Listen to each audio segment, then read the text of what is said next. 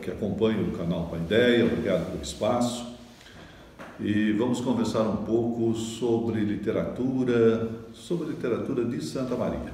É uma matéria que eu venho trabalhando há muitos anos, tem um grupo no curso de letras, ligado à pós-graduação, que se chama Literatura e História, e que é bastante vocacionado à literatura que eu costumo chamar de micro-regional, ou seja, aquela literatura composta por autores que preferencialmente são conhecidos, circulam, são divulgados na nossa região de abrangência, Santa Maria, arredores, eventualmente Rio Grande do Sul. Bom, se nós fôssemos falar numa espécie de literatura de Santa Maria, que critérios nós utilizaríamos? Antes de mais nada, talvez seja oportuno lembrar que o conceito de literatura é um conceito por natureza muito amplo, muito amplo. Se nós pegarmos assim numa perspectiva histórica e retornarmos assim a uma fase muito inicial dessas discussões, dessas produções, nós vamos ver que a força da literatura era uma força da poesia. E ela vinha muito da oralidade, vinha das declamações, vinha das festividades, as festas da colheita, os congraçamentos familiares, às vezes as questões ligadas ao reconhecimento público, as questões ligadas às relações tribais ou familiares. É por aí que começam essas manifestações. Mas modernamente, se nós considerarmos o nosso ponto de vista, não é hoje preponderante, nós vamos ter que considerar que é assim, depois da invenção do livro, a invenção moderna do livro, que é do século XVI, Gutenberg, a invenção da imprensa, que a literatura vai tomar esta forma escrita, vai se consagrar justamente através da circulação de livros. Então, este é um predicado, este é um requisito. Hoje nós consideramos literatura que circula nas escolas, que está nas bibliotecas, que a gente encontra nas livrarias, quase como um sinônimo do livro impresso. E aí quando a gente pensa assim, como definir isso, como circunscrever esse fenômeno às regiões, aos lugares, aos locais, como é que se faz isso? Essa é uma tradição que vem do historicismo, assim, século XVIII, século XIX, com a composição da história em geral e da história literária em particular, que essa discussão se põe, essa discussão começa. Além disso, há alguns fenômenos, mais ou menos desse período, pós-Revolução Industrial, pós-Revolução Francesa, que também são impactantes nessas definições. Pouco assim, a ideia não é de ligar a literatura às regiões. A criação do Estado Nacional, por exemplo, vai ter um impacto muito grande nisso. Porque vamos pensar, um grego não pensava em literatura da sua região, pensava na literatura grega como a literatura, o mesmo vale para um romano. Agora, no pós-Revolução Francesa e a criação dos Estados Nacionais, sobretudo aqueles países que deixaram de ser colônia e que trabalharam numa espécie assim de fundação nacional, contribuíram decisivamente para a criação dessa ideia de literatura nacional, que é algo que ficou muito associado à relação de região, literatura composta em uma determinada região, a natureza, a genealogia dos autores e os assuntos, o recorte de assuntos, de temas.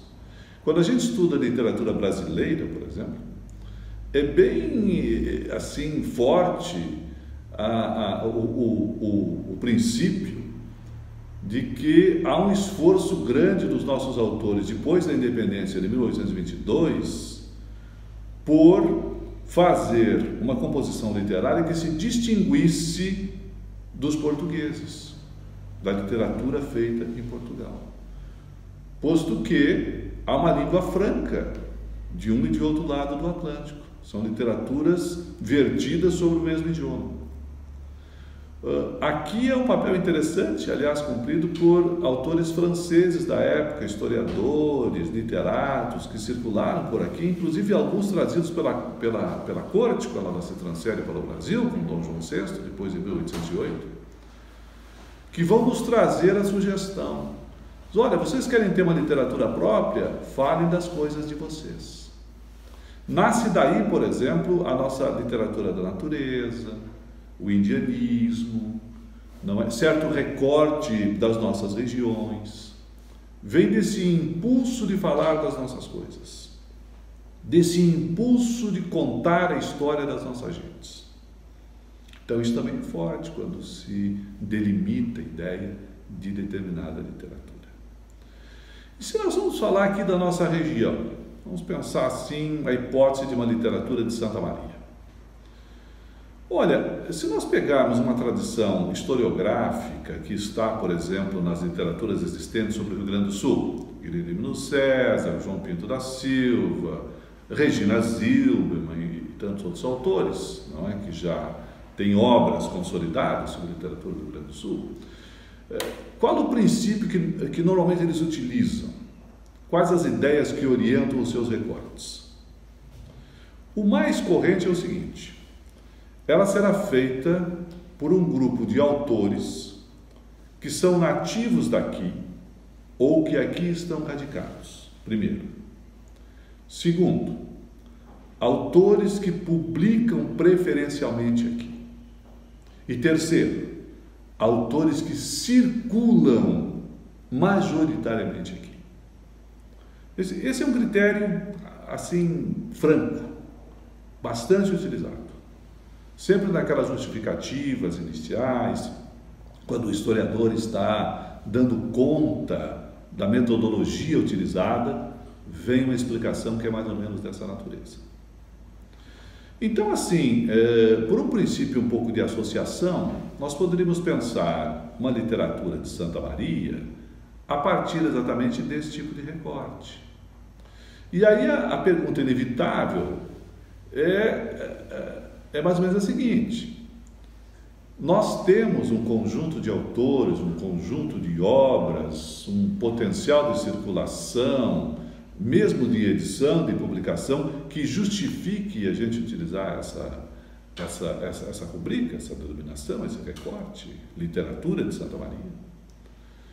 Pois olha, eu acho que temos. É claro que a gente faz muito isso, assim, fica falando literatura daqui, literatura de lá, literatura regional e tal, fica utilizando essas rubricas, um pouco da tentativa, aquela tentativa classificatória de compreender a particularidade dos fenômenos, porque no geral eles são muito semelhantes. Uma literatura de Santa Maria pertence a uma literatura do Rio Grande do Sul, por sua vez pertence a uma literatura brasileira, e por sua vez pertence a uma literatura, digamos assim, universal, por óbvio. Não é? Quer dizer, há um traço comum a todas elas. Há um traço comum. Se nós pegarmos assim as grandes coordenadas da estética, a partir da poética do Aristóteles, não é? De todos os tratados depois que vão se somando aí através dos tempos, o que é a literatura? É o trabalho poético da palavra, em menor ou menor grau. É a representação de ações humanas, é a expressão de sentimentos. É isso, fundamentalmente. E é um discurso fundado em cima do próprio princípio do discurso.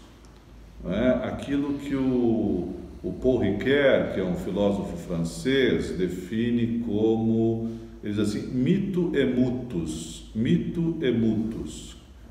Mito, para o Aristóteles, autor da Poética, que é o primeiro tratadista desse tema, é uma espécie assim de história contada, ou seja, você retoma de uma tradição as melhores histórias para contar. Por que o Ricoeur pega essa expressão do Aristóteles e vai dizer que mito é mutus?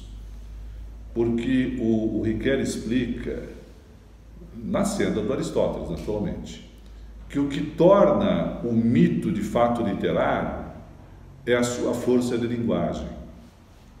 é a capacidade de agenciamento de fatos pela ação da linguagem, pela amarração da linguagem. E isso é mutus, é isso que se chama mutus, que a expressão também é grega, não é? Significa assim uma espécie de agenciamento de fatos, de composição da intriga, isso é mutus. Então, mito é mutus, ou seja, o mito, que é a história que se conta, é equivalente à composição da intriga.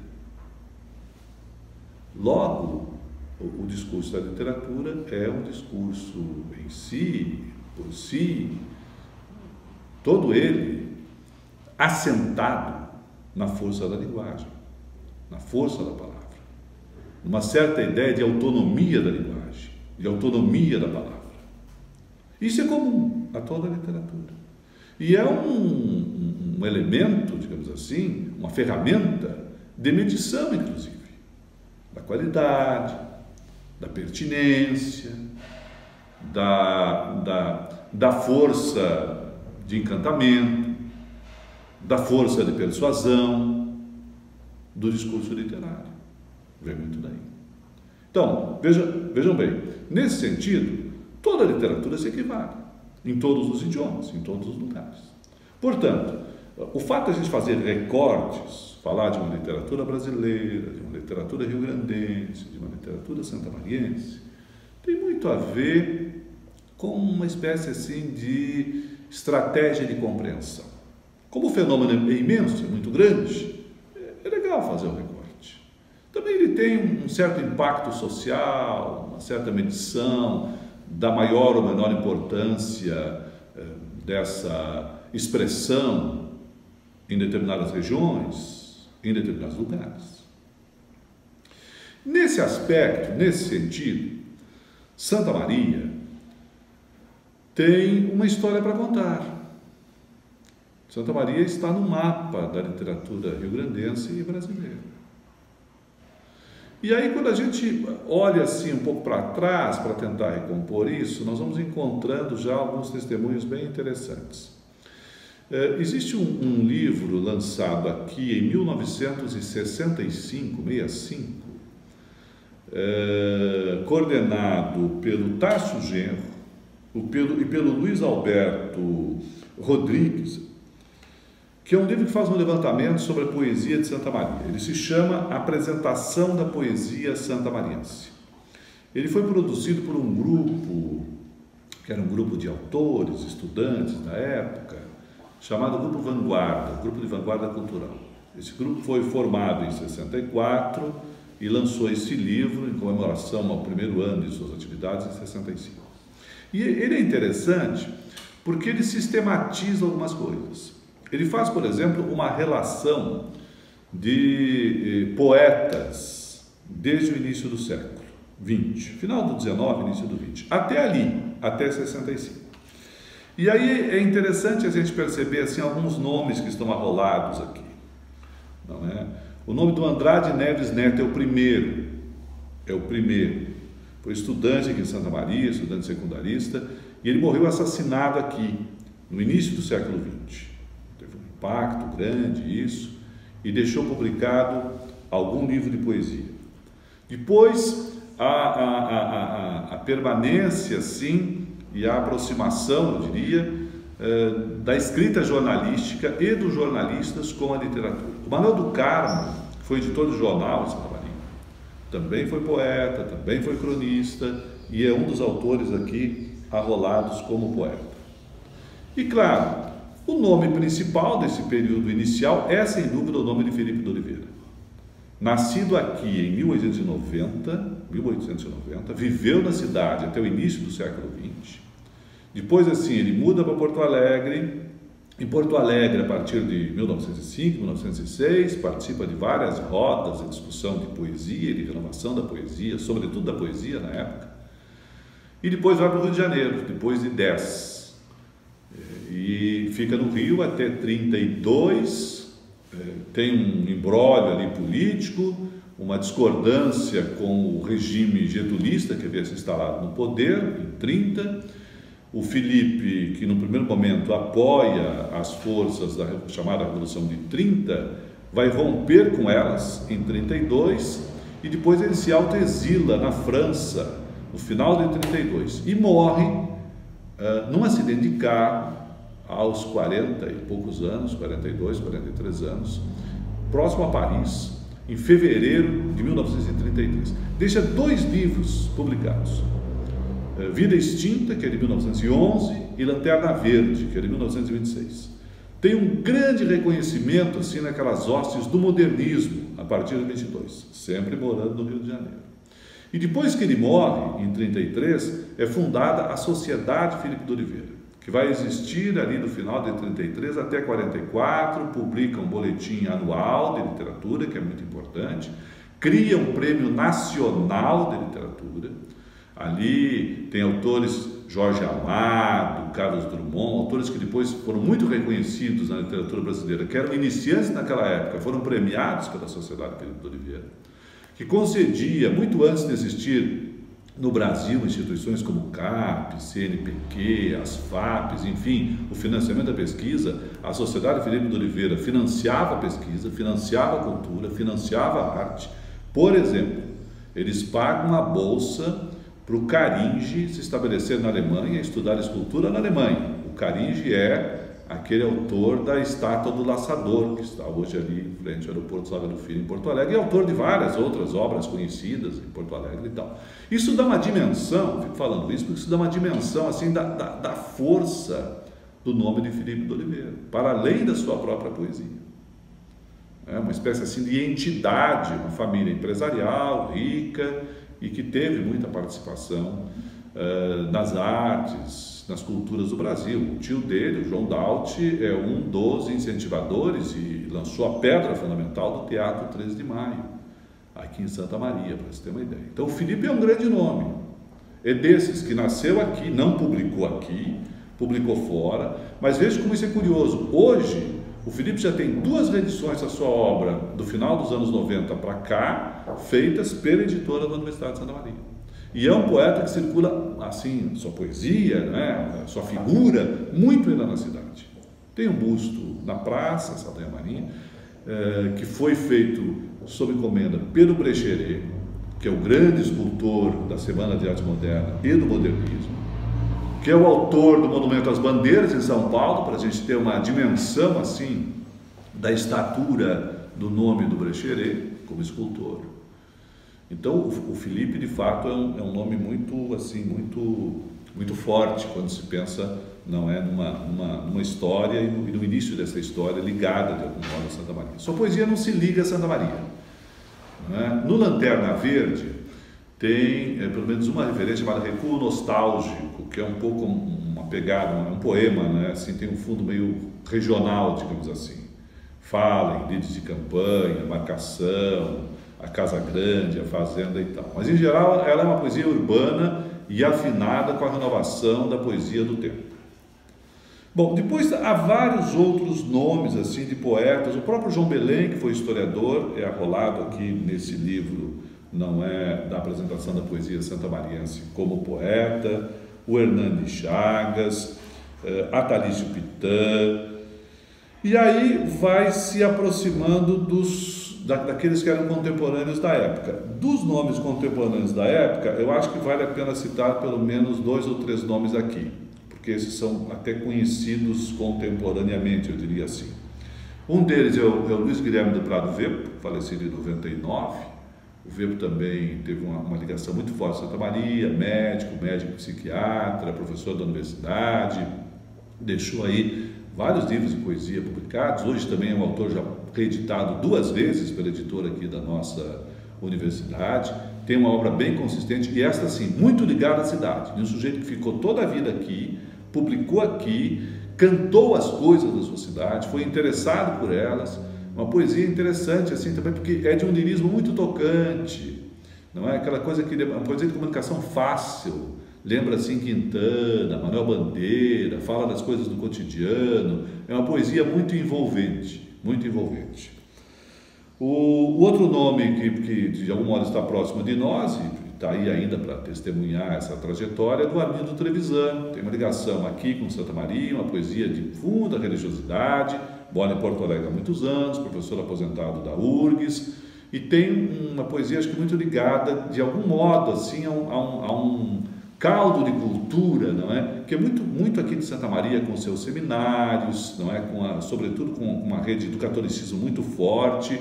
O Armindo tem muito essa ligação. A poesia dele é uma poesia um pouco mais difícil, talvez, mas tem essa coisa um pouco transcendental de uma tradição que vem, assim, de Jorge de Lima, de Murilo Mendes, de Cecília Meirelles, dentro da poesia brasileira. Ainda assim, está citado aqui no livro que eu estou tomando como guia, não é? O nome do Chico Ribeiro, poeta já desaparecido há algum tempo, e de uma outra vertente que é muito forte na cidade, que é a vertente do gauchismo.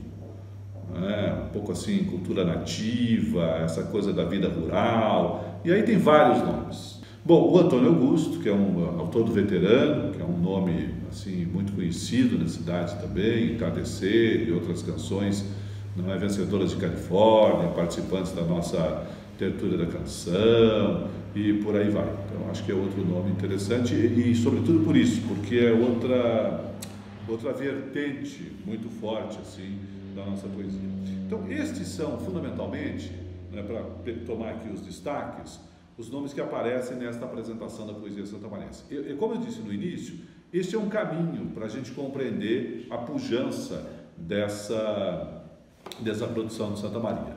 Mas se nós caminharmos para os tempos mais atuais, além desses nomes que estão na apresentação da poesia, que eu acabei de citar, do grupo lá de Vanguarda Cultural, não é? Livro de 1965, eu acho que vale a pena a gente talvez falar em algumas outras publicações de alguns outros nomes, né? E aí eu penso que há um volume publicado em 2003 pelo Conselho de Cultura aqui de Santa Maria, o Conselho Municipal de Cultura. O volume se chama Santa Maria Cidade e Cultura, e ali existem um levantamento sobre várias, digamos assim, expressões da cultura de Santa Maria, teatro, música, literatura e por aí vai, não é, artes visuais, enfim, mas ali também aparece um capítulo dedicado à literatura. E os nomes destacados nessa publicação são os nomes de Felipe de Oliveira, Raul Bope, que nasceu aqui na Vila Pinhal, mas depois passou a infância em Tupanciretã, fez carreira sempre fora daqui, não é? Foi um dos expoentes do modernismo. É um autor que tem essa ligação de ter nascido aqui, mas talvez tenha menos ligação, a sua obra tenha menos ligação com a nossa região. O Chico Ribeiro também é outro destacado. Roque Calage, né? É um autor assim, de inflexão regional, um pouco regionalista, bem forte, um prosador. João Belém, já falamos, é poeta, também historiador, dramaturgo. João Belém é autor de várias peças de teatro, ele próprio ator. O João Dalto Filho, que sobretudo é um memorialista, não é? Tem uma obra de memórias dele que é bem referida.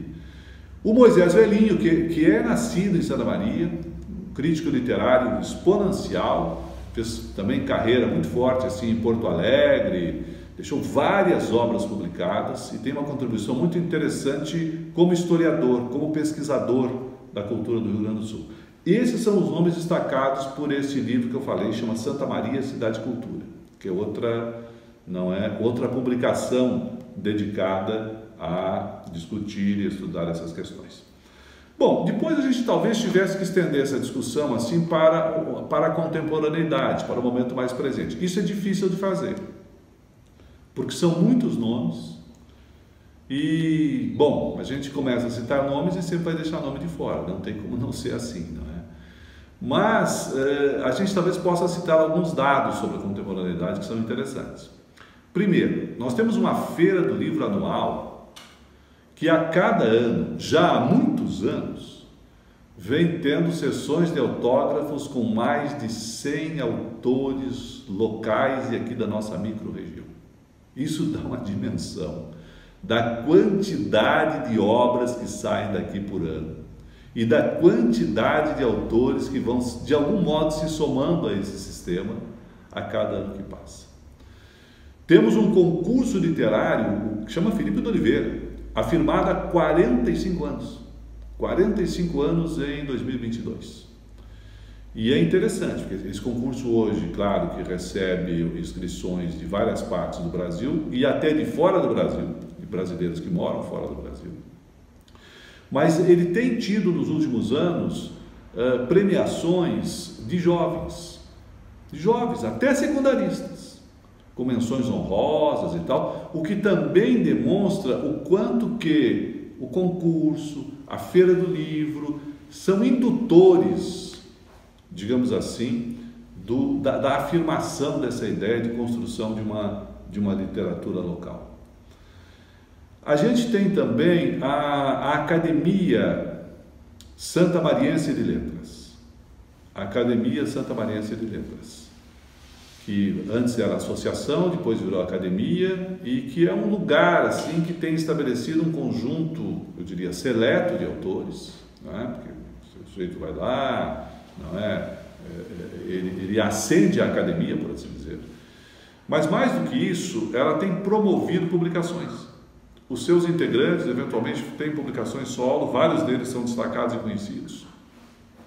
E a academia em si, já há muitos anos, desde a época da associação, publica anualmente uma espécie assim de boletim, de súmula, de coletânea de produção dos seus confrades.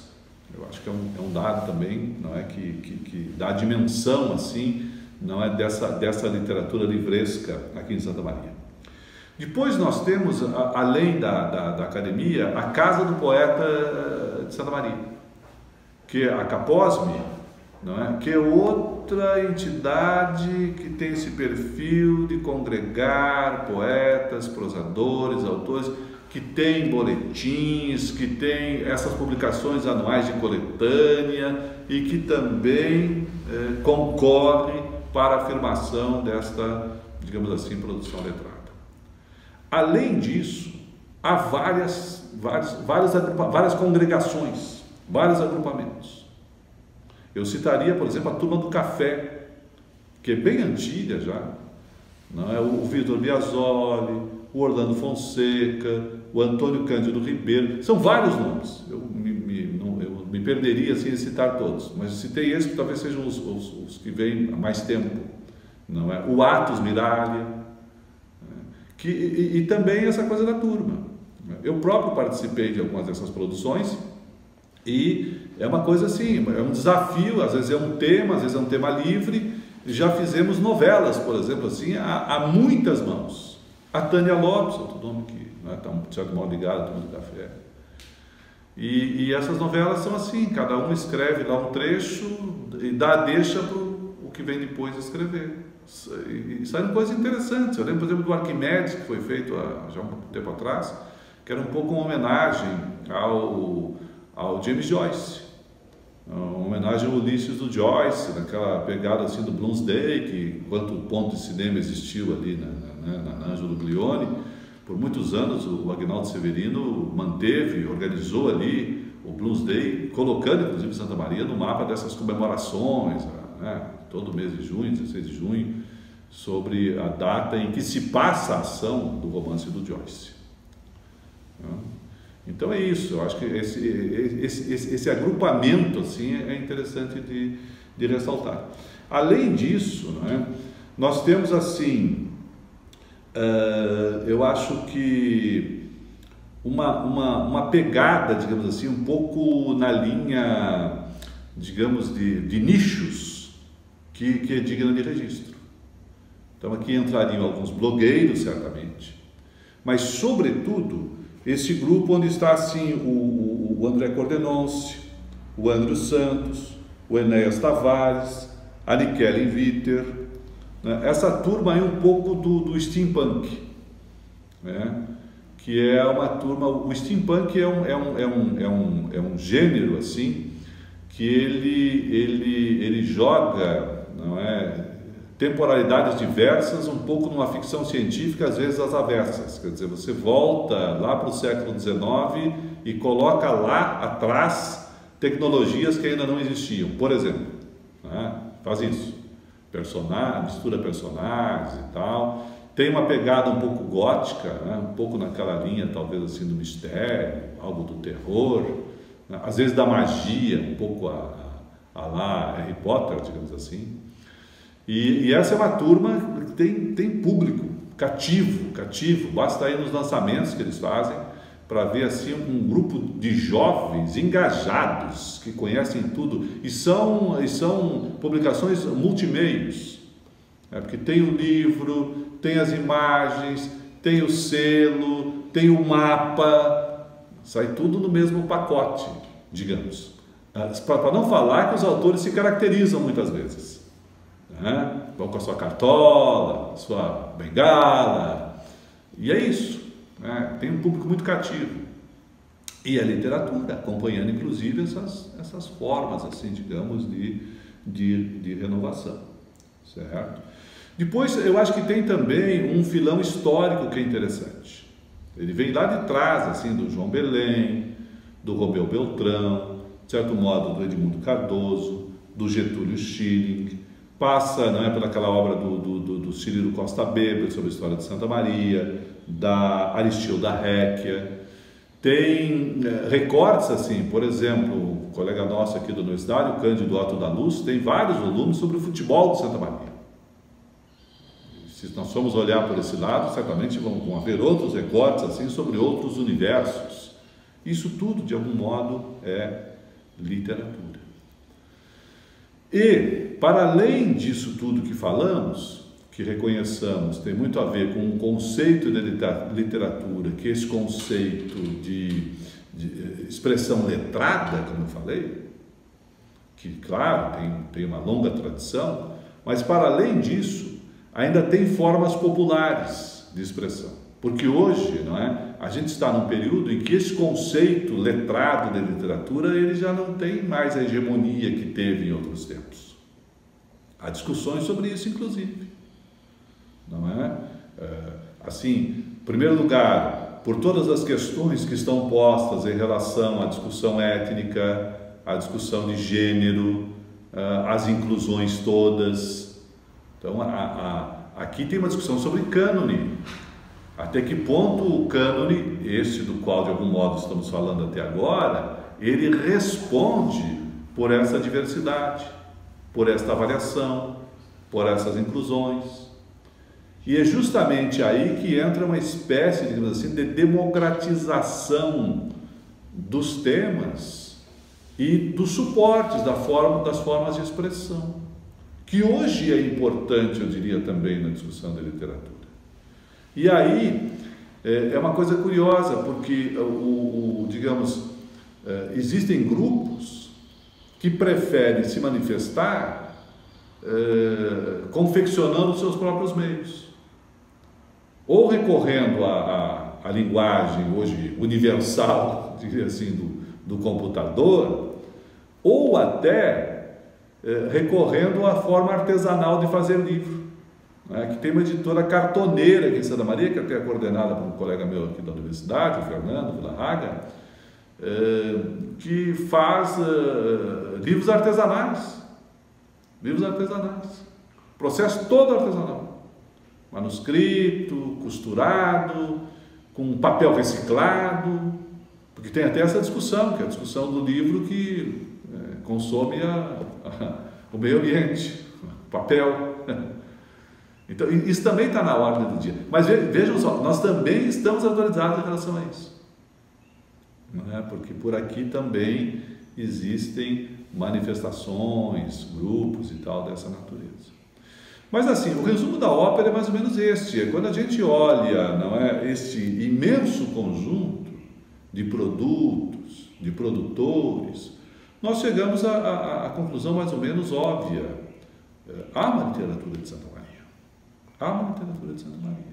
Ela está assentada assim num histórico, tem um conjunto de autores, e de obras e tal, e tem, sobretudo, um dado que me parece aqui central para compreender a ideia, para compreender essa ideia de literaturas, não é, que a gente associa assim a determinadas regiões, a determinados lugares, a determinadas nações, a determinadas culturas, que é a ideia de sistema.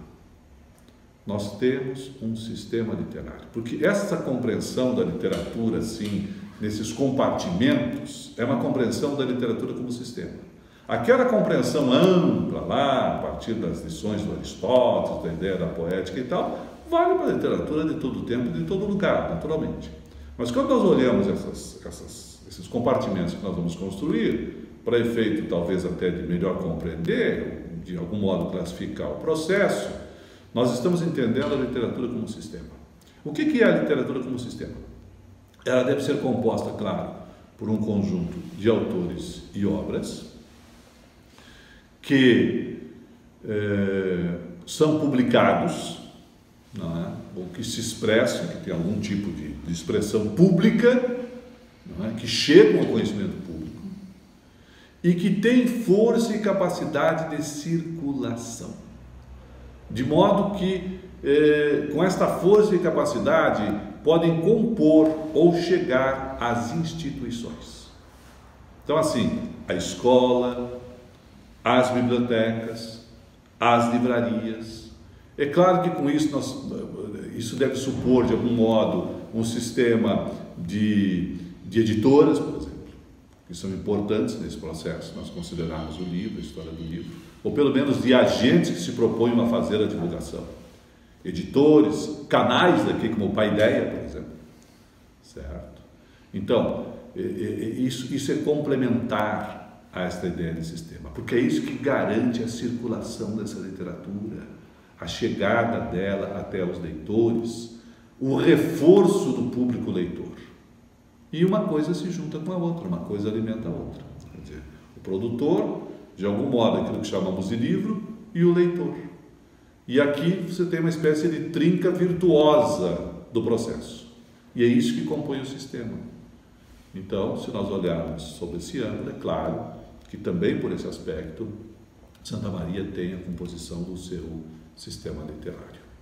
Então é isso, gente. Assim, para, em linhas gerais, conversar um pouco sobre literatura e particularmente sobre a literatura de Santa Maria. Fico muito agradecido pela atenção, um abraço e até a próxima.